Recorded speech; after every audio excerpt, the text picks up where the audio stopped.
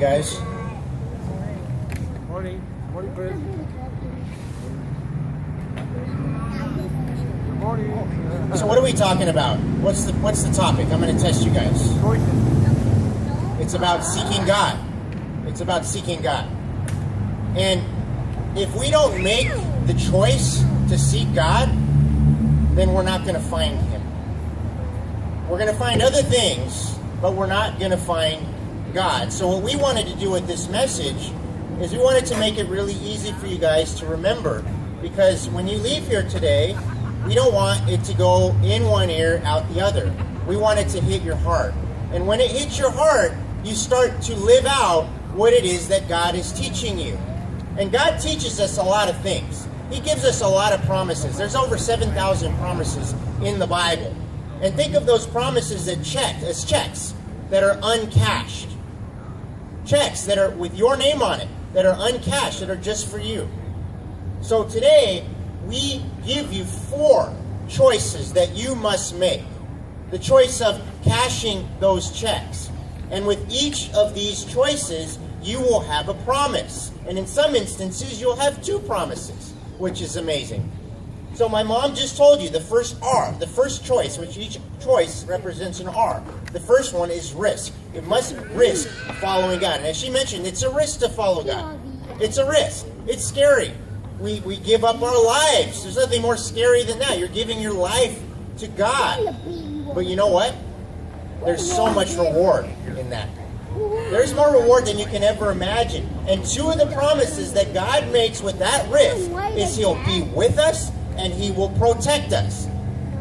Raise your hand if you need God with you and to protect you this week. Okay, good. You have to risk following Him then. It's one thing to hear what He's saying, but unless you follow Him, you're not going to reap the benefits of it. There's a difference between being a believer and being a follower. You guys know what the difference is? Yeah. A believer is in your mind. You believe it. Follow is action. You take action with what you believe. That's what a follower does. And each of the 12 disciples, they took action of following Jesus. And we must do the same. You think we're exempt just because we're not living 2,000 years ago? No. We need to do what the disciples did and take that risk in following Jesus. Which leads us to number 2. This is the second thing that Asa did in order to get the blessings and get the protection of God over the nation of Israel. Which is, the next R, remove. Choice number 2. Remove what weakens my faith. Now there are 3 things that cause us to weaken our faith. You might want to write these down. The first one is distractions. The first one is distractions. Our world is full of distractions. We're distracted with everything. All you have to do is grab a cell phone. We're all distracted with cell phones, technology. We're distracted with one another. We're distracted with what we feel we got to do with our lives. We're distracted all the time, right? I remember driving my car the other day, and I'm listening to Christian music, right? And then somebody cuts me off on the road, and instantly that feeling of peace of the Christian music was gone because I allowed that distraction of road rage to get the better of me. This happens all the time. Hundreds of times of the day in every person's life, we are distracted. And if we allow those distractions to seep in and we're constantly distracted and we're not focused on God, what ends up happening is it starts to weaken our faith. And we don't want that. We don't want that. The second thing is, you want to write down, sin. Sin weakens our faith. We think that, okay, Christ died for our sins. God forgives us for sin. But the consequences of sin are detrimental to our lives.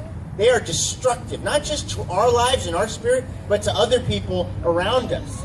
And over time, if we keep caving into sin, what ends up happening is our faith will be weak. And we will lose that disconnect with God because sin has drifted us away from God. And then the third thing I want you to write down, this is what Asa really focused on. Idols. False idols. False idols. If you look in 2 Chronicles 14:3-5, it says, He removed foreign altars and the high places, smashed the sacred stone and cut down the Asherah poles. He moved the high places and incense altars in every town in Judah. He removed the detestable idols from the whole land. You see, he took it seriously. It wasn't just something that he just did in order to do, at a ritual. No, he actually believed that those idols were keeping him and his nation in the way of God blessing and protecting that nation. He believed that. He knew it. So he took those idols very, very seriously. He trashed them. What idols do you guys need to destroy? What idols do you need to throw away? What are you putting before God? Anything that you're putting before God is an idol. Are you spending more time in something else than you are with God? What could that be? You know, for me, sometimes I put my daughter as an idol. I put her on a pedestal. I do everything for my daughter. Could that get away in the way of my relationship with God? Absolutely. Because I'm not putting God at the center of that relationship, as I talked about last week. But some people put their cars before God. Some people put their money before God, or their jobs before God, or their boyfriends, girlfriends, husbands, wives before God. What is it that we are putting before God? We all have something that we really value, but don't let that value get in the way of you and God. In Hebrews 12, I love this verse. This is a really awesome verse.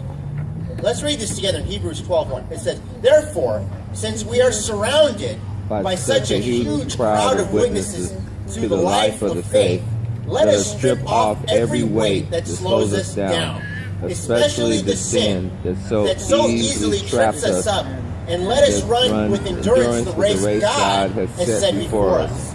Let us fix our eyes on Jesus, on whom our faith depends from beginning to end." What analogy does he use with life in that verse of life? A race. That is the analogy God uses. What is NASCAR, what do they use for the race? They use a car, right? A car, an automobile, to run the race in NASCAR, to go around and around and around. Well, just like in every automobile, we all have an engine light, a warning light on our dashboard. Have you guys ever seen those? Yeah. Yeah. And those warning lights could be a nuisance to us, right? Oh man, I just paid this and that of money, and now I got to take my car in to find out what the engine light is all about, right? Yeah. Well, sometimes you take your car in, and it's something as simple as a flat tire, or something as simple as you need an oil change, or a spark plug, or whatever it may be. The question is, what warning light has gone off in your life? Maybe somebody came up to you and said, "You know what? You said this to me, and it hurt." Warning light. Heart check. We all have a warning light that God allows us to have. Just like with a car, we have a life warning light. Or maybe we engaged in some immoral activity that we would love to quit, or we'd love to do, and we keep falling. Warning light. Again, warning light. Or maybe we got terminated from a position for the 100th time for behavior. Warning light. Another warning light. What's your warning light? You see, if we don't recognize those warning lights, what ends up happening is it will destroy our lives even further if we don't take action. If we don't take the car into the mechanic, we just keep driving it, what happens is the problem gets worse and worse. You know what that's called in Celebrate Recovery? Denial. We need to step out of denial. As I said last week, it's not a river in Egypt. It's something far more destructive. We need to step out of denial and step into the hands of God. Because only He can help heal us and fix us. And heal us and make us who He wants us to be. God is the real mechanic in our lives. And we need to take our lives to Him and get it serviced. But there's a promise when we do that. When we remove we remove the character defects or the areas of weakness that are causing us to be weak in faith, the third promise happens. Look at your notes. God will grow us. He will grow us. He will make us stronger. Sometimes those areas that are keeping us down prevent us from growing in maturity. And we keep doing the same thing over and over and over again and expecting different results. God will grow. That is the definition of insanity. God doesn't want us to live an insane life. He wants us to live a life of victory and freedom. In Proverbs 3:12 it says this, "For the Lord corrects those he loves, just as a father corrects a child in whom he delights." We have two views of who we think God is. We think of God as a condemning, judging God. God judges, right? And eventually he will condemn, right? He will send those that don't follow him eventually to hell, right? But we only see God as that. God is a convicting God. He's a correcting God. He's a disciplining God. He's a loving God, as it says in Proverbs 3:12. He says, just as a father corrects a child in whom he delights. He's a father. He's a father. He's our Abba Father. He's your Abba Father. He loves you. And that's what separates him from these other views of how we view God. He's not this distant God who's a judging, horrible God that just wants us to live miserable lives. No, he loves you because he wants to bless you. You know, there's a story. How many of you guys have seen Rambo 3? Have you guys ever seen Rambo 3? I just watched it last night. It was pretty cool. I love Rambo 3. And there's a particular scene in the beginning of the movie where they're trying to get Rambo to go to Afghanistan to fight off, I believe, the Russians, right? And they were infiltrating the land, and there was a war going on. And there was a lot of kids dying, and they wanted Rambo to go there and help. And Rambo said, no, I did my time. I don't want to fight anymore. So Rambo goes off back into the monastery. So his friend, the older guy, you guys know the older guy, right? He's in pretty much every Rambo movie. He follows him into the monastery, and he tells him a story of an artist who made the statue. And he said this guy made a statue, a beautiful statue, and he had it on display. And somebody came up to the man, and he said, how did you make that statue? And then the man said, that statue was already made. I just chipped away all the things that weren't part of the statue until it became the statue. And the point is, God gives us all an identity and a purpose and a shape with unique talents, abilities, contributions, experiences, families, cultures. Everything that makes you, you is no accident. And not only is that not an accident, your purpose is planned out before you're born. God knew what your contribution to this world would be before you were even born. And we are works of art. Just like the sunset, the beautiful sunset and the nature and all the things that we see. Do you know that you are more beautiful than that? Because God values you more than that? You have to see yourself that way. Because when you see yourself that way, which is true, by the way, then you will start to live out those purposes that God has for your life. And you will start viewing yourself as junk, and you will start viewing yourself as works of art, as valuable, so valuable that Christ himself died for you. That is something that needs to absorb into your heart. And that is something that you need to meditate on every single day. And when we see our lives as valuable, that God loves, then we can allow God to chip away all those areas of our lives that he doesn't want in the way, because it's getting in the way. And he wants us to be free. And you have to value yourself enough to allow God to do his work in you. That's the truth. That's the truth. And then the third one, flip your notes over. Flip your notes over. The third choice we must make is... Figure out in a second. Rethink. The third choice is we must rethink my priorities. We got to take our priorities very seriously, because it's our priorities that are determining our lives. It's the things that we put and that we commit to and that we do on a day in and day out basis. It's the things that we invest our time and our money and our effort into. Those are the things that end up determining our legacy that we leave on this planet. So Asa, he made a commitment. Look what he says in 2 Chronicles 14:4. It says, he commanded Judea to seek the Lord, the God of their fathers, and to obey his laws and commands. He told them to do that. He encouraged them to seek God, to put God first. And then the next verse in 2 Chronicles 15:17, it says, Asa's heart was fully committed to the Lord all of his life. Fully committed. You know, there's people that say they're Christians. They may say they're Christians because they want to get on Christian Mingle, right? And meet a girl, right? Maybe that's what it is. Or they say they're Christian because they like the heaven concept, so they want to get to heaven. It's the quick way to get to heaven, right? But you want to know how you really are a true Christian? You commit your whole life to God every day. It's not just something you do one time at the Harvest Crusade. Oh, I did it one time. I already did it and it's done. No, you have to do that every day. Every moment you wake up, you have to commit your day to God. That's what it looks like to be a true, fully committed Christian. And our good intentions are just not enough. We can have a good heart. We can have good intentions. We want to be good people. We want to be good parents. We want to be good people and do good in this world. But you know what? I think of the analogy of the parent who did their very best with what they had and what they knew. You know, many of us have parents and then we say, oh, they did the very best with what they knew. Well, my question is, why didn't they learn more? Why didn't they do some research? Why didn't they look at how to be a better parent? Why didn't they fill themselves up with knowledge and wisdom so they can be better parents? Why did they allow themselves to be so naive and they thought they were doing what was right, but they weren't? They were doing harmful things.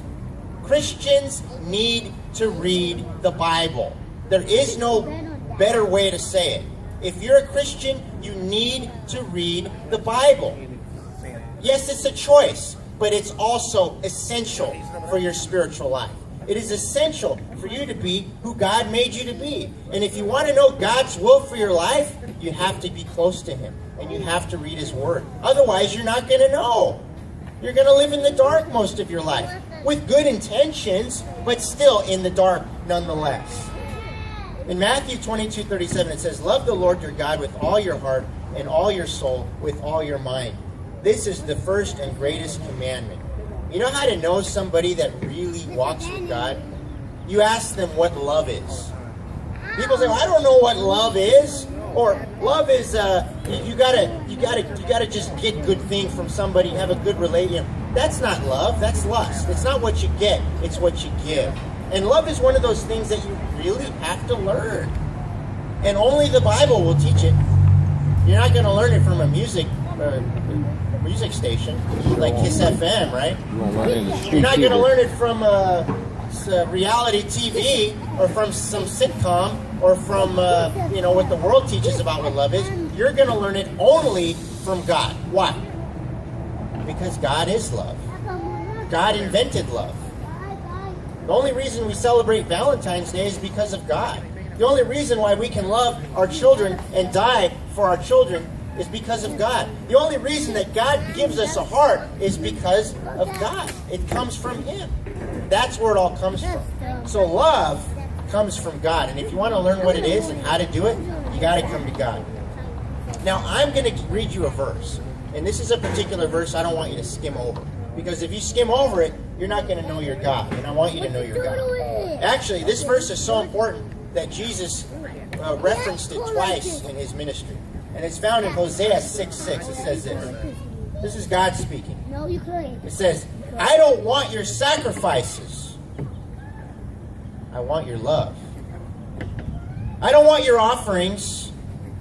I want you to know me. Can you hear the passion in God's voice? Can you read the passion in God's voice? He's honest. He's telling us the way it is. That's what He wants. He just wants you. He loves you. He wants you more than any other person on this planet could ever want that.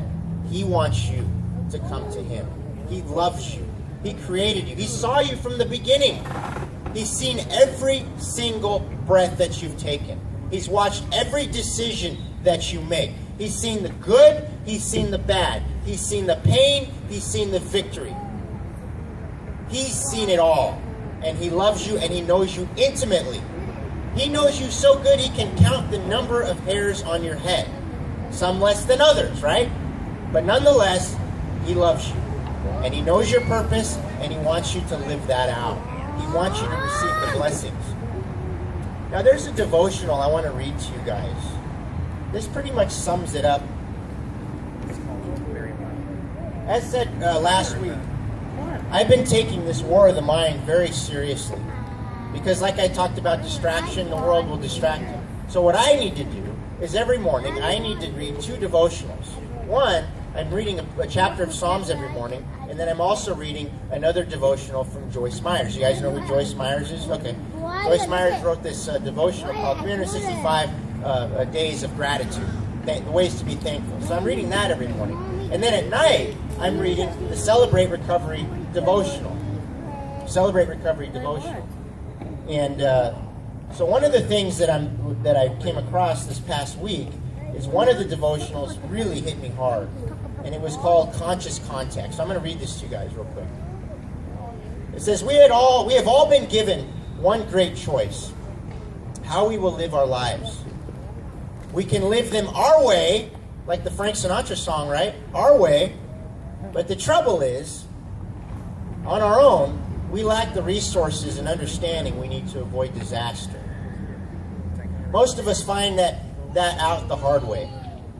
Or we can live our lives according to society's norms and expectations. That sounds good, but aligning ourselves with the naturally evil hearts of men is also fraught with the danger and disaster. So that's not good either. There is another option, however, one that is sure to work in our favor. We can choose to align ourselves with God and live our lives His way. Not our way, but His way. God instituted a plan for each of us long before we were born, and He has given us the gifts and insights we need to follow that plan successfully. He has guaranteed our success before we even start. To find God's will for our lives, we must do one thing. We must spend time alone with Him. Very important.